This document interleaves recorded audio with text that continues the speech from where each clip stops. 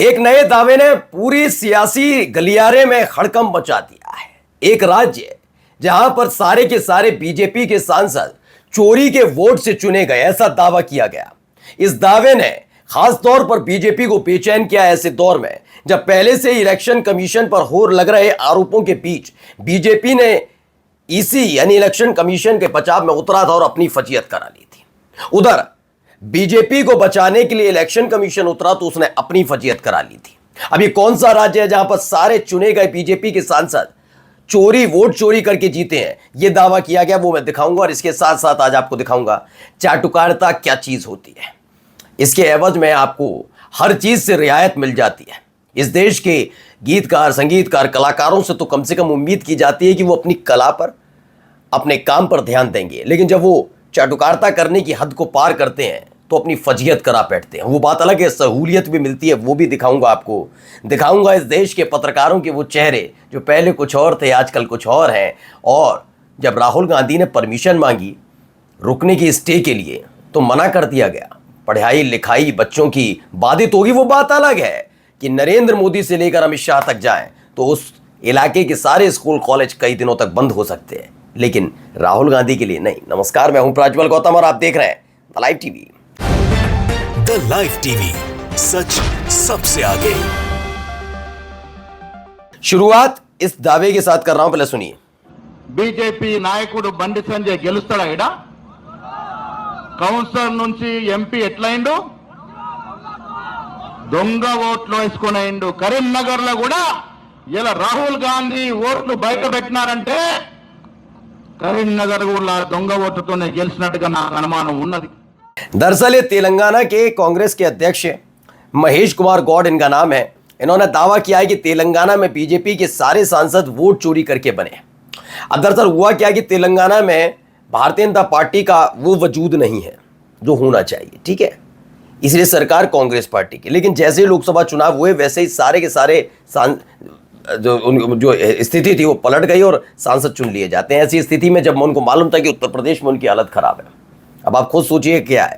इसको लेकर इन्होंने दावा कर दिया वोट चोरी करके बने हैं, सारे सांसद चुने गए। अब इसको एक लेकर एक रिपोर्ट देखिए।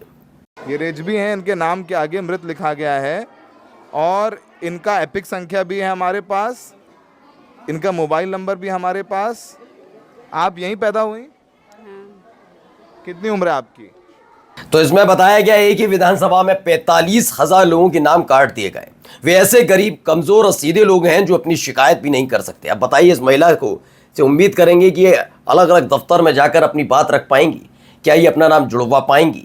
वो तमाम दस्तावेज जो लगातार चुनाव आयोग की तरफ से मांगे जा रहे हैं बड़े आसानी से दे पाएंगी? नहीं। यह आप भी जानते हो और हम भी जानते हैं और चुनाव आयोग सबसे अच्छी तरीके से जानता है। लेकिन चुनाव आयोग ने किया, क्योंकि करना पड़ेगा, आका की साख बचानी है। आज इस देश के अंदर ये पहली दफा मैंने जब से पत्रकारिता कर रहा हूं, पहला ऐसे इससे पहले राजीव कुमार भी थे, लेकिन राजीव कुमार से बदतर स्थिति में ज्ञानेश कुमार ने इलेक्शन कमीशन को लाकर खड़ा किया। आज देश का बच्चा बच्चा ये बात कर रहा है कि ज्ञानेश कुमार कैसे इलेक्शन कमिश्नर है। ये खुलकर बात हो रही है क्योंकि उन्होंने स्थिति ऐसी बना दी। एक होता था गुपचुप तरीके से, इनने खुल्लम खुल्ला सब कुछ समर्पित कर दिया कि आप ही हो माई बाप। और देखिए क्या इनसे उम्मीद की जाएगी इस महिला से? ऐसे लोग, और एक नहीं है, अधिकतर आप लोग जानते हैं ऐसे ही लोग होते हैं और बहुत ऐसे तबके के होते हैं, जानकारी भी नहीं होती। कितना चुनाव आयोग इनके लिए मेहनत कर रहा है जरा आप बताइएगा। अब आइए इस खबर पर, जरा इनको सुनिए। प्रधानमंत्री पहले भी बहुत आए, लेकिन क्या ऐसे चरित्र का कोई आया जिसने गंगा जी में कूद कर और वहां मंत्रोच्चार किया हो? कभी देखा कोई ऐसा प्राइम मिनिस्टर जिसने साइंस में भी भारत को आगे लेके गए, मेडिकल क्षेत्र में भी आगे लेके गए, अपनी इकोनॉमी को भी संभालते हुए गए और विश्व पटल पर हमारी सेनाओं का शौर्य पराक्रम ऐसा गाड़ दिया त्रिशूल कि पूरा विश्व त्राही त्राही कर रहा है और कौवों की तरह, चील और चमगादड़ों की तरह छुप छुप के घात लगा रहे हैं। बस किसी का साथ भी दे रहे हैं तो छुप के। इसका मतलब हमारे पास नियत की कमी थी, ईमान की कमी थी। भगवान ने जगा दिया ईमान। एक पीएम भेजा श्री नरेंद्र मोदी नाम से, चल भाई तू ईमान में रहना, तुझे मैंने अब तैयार किया है। आज देखिए एक छत्र लग रहा है जैसे भारत के दिन है, ये चारों ओर से अंदर बैठे। कैलाश खैर, देखिए मैं इनका, ये कलाकार बहुत अच्छे हैं, मैं झूठ नहीं बता रहा, इन्हें कई बार सुना है, मैं इनका फ़ैन भी हूँ, लेकिन इनके विचारों का फ़ैन होना बड़ा मुश्किल है। दरअसल क्या है कि मैं कह रहा हूँ इसलिए, ये कलाकार का कलाकार रहना बहुत ज़रूरी है, वरना वो कंगना रनौत बन जाता है। कंगना रनौत एक कलाकार अच्छी है, मैं भी कह रहा हूँ अभिनेत्री बहुत अच्छी है, शानदार अभिनेत्री हैं, लेकिन राजनीति और राजनीति क्या छोड़िए कि आपको जिस चीज़ की जानकारी नहीं उसमें टांग और नाक नहीं घुसनी चाहिए। ऐसे इनको भी थोड़ा सोचना चाहिए। कैलाश खेर को अगर कोई जानकारी नहीं है तो ज़बरदस्ती नहीं करना चाहिए। हाँ, आपको कोई प्रॉफिट चाहिए तो बात अलग है, जैसे कंगना रनौत को मिला तो शायद इसलिए। तो इसमें बता रहे हैं कैलाश खेर बता रहे हैं कि मोदी बहुत ईमान वाले और नियत के साफ प्रधानमंत्री, मोदी जी के डर से पूरा विश्व त्राही त्राही कर रहा है। जी हाँ, जानकारी इनकी इतनी, देखिए इनके बारे में टिप्पणी करके भी मुझे लगता है कि समय वो होगा, लेकिन मुझे दिखाना ज़रूरी था कि क्या क्या होता है। इनको मिला भी इसके बदले क्या क्या, पूरा विश्व छिप छुप कर वार कर रहा, ओके। विश्व में किसी की औकात नहीं कि वह हमारे देश को आंख दिखा सके, ओके। आपको क्या लगता है, इन्होंने पूछा, लेकिन मैं कह रहा हूँ नहीं लगता।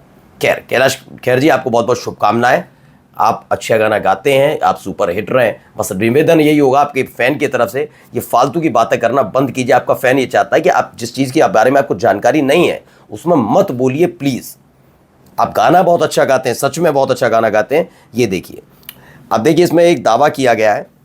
एक तो आप हंसराज हंस को जानते होंगे, बीजेपी सांसद, और एक इनको जानते होंगे कैलाश खेर, जिनके अभी ज्ञान सुन रहे थे आप।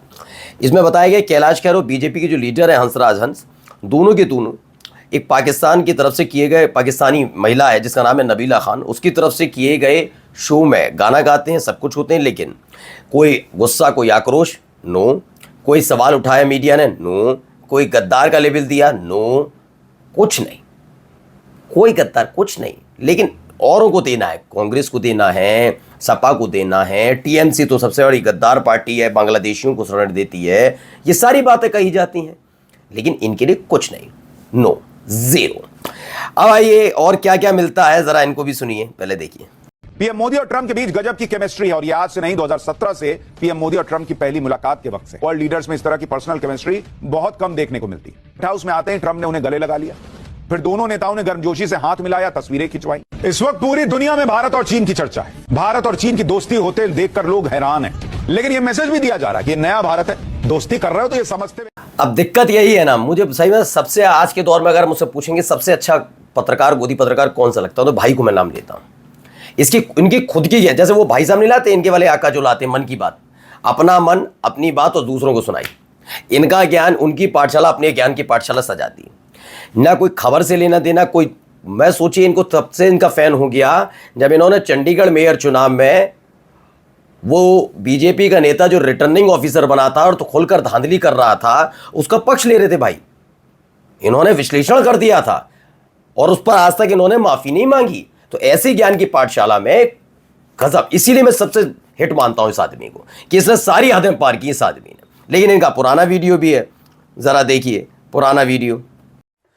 पूरी राजनीति जैसे घात प्रतिघात, आरोप प्रत्यारोप, नफरत की भाषा में घिरी हुई है।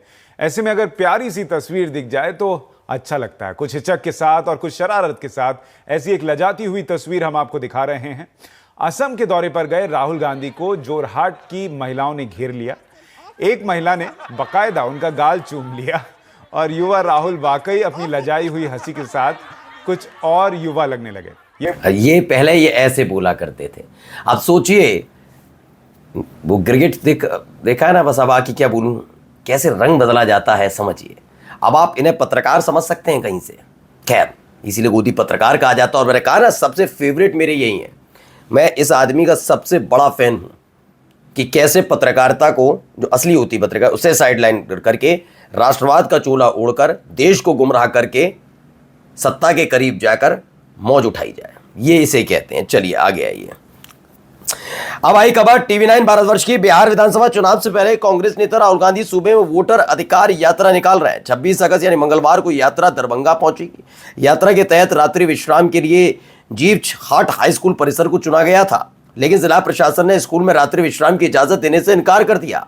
प्रशासन का कहना है कि एक शैक्षणिक संस्थान है, उसके पठन पाठन में व्यवधान आ सकता है, बच्चों की पढ़ाई पर असर पड़ सकता है। जिसके बाद फखरुद्दीन टीचर ट्रेनिंग कॉलेज परिसर में विश्राम होगा, ये तय किया गया। जिस पर श्यामवीर सिंह कहते हैं बिल्कुल सही बात है, मगर नरेंद्र मोदी जी जब किसी क्षेत्र में जाते हैं तो स्कूल्स की छुट्टियां हो जाती हैं, उससे दिक्कत नहीं होती और उन बच्चों को जबरदस्ती लाया जाता है कि रैली में लाओ, भीड़ भी दिखानी है साहिब की। देखिए अंकेश गुप्ता भी कहते हैं हाँ, और मोदी जी यूनिवर्सिटी कैंपस में रैली कर सकते हैं और उसके लिए जिले भर के स्कूल बंद कर सकते हैं, बिल्कुल, और उनके बच्चों को मोदी जी की रैली में जबरदस्ती ठूस कर लाया जाएगा कि भाई आना है, इसी से राष्ट्रवाद को बढ़ावा मिलेगा। और जाते जाते एक वीडियो और दिखा रहा हूं, जरा वीडियो पहले देख लीजिए।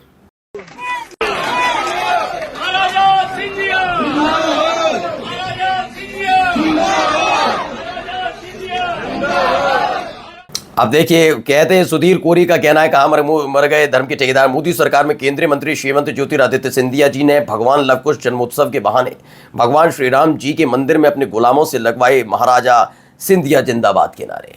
अरे ये तो बहुत छोटी बात है। इनके पहले अभी अनुराग ठाकुर वाला नहीं सुना था क्या? वो तो अलग गजब ज्ञान दे रहे हैं। सब गजब में चल रहे, सब मजे में चल रहे हैं। नमस्कार।